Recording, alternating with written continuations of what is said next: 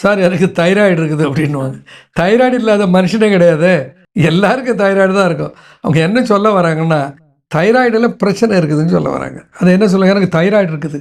Thyroid வந்து 2 வகையான பிரச்சனைகள் தைராய்டில் வரும். ஒன்று, தைராய்டு வீக்கமடைந்து கட்டியாகி வெளியில் அப்படியே தொங்கிக் கொண்டிருக்கும்.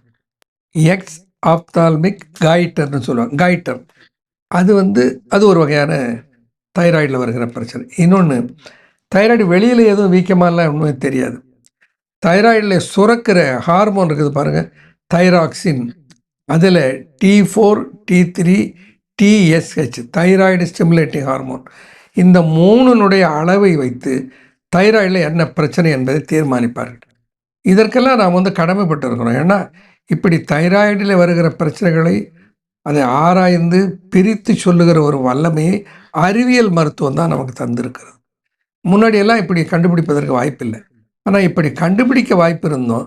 அதை சரி செய்வதற்கு உரிய மருந்துகள், நிரந்தரமாக குணம் செய்வதற்குரிய மருந்துகள் சித்த மருத்துவத்திலும் ஆயுர்வேத மருத்துவத்திலும் இருக்கின்றன என்பதுதான் ஆச்சரியம்.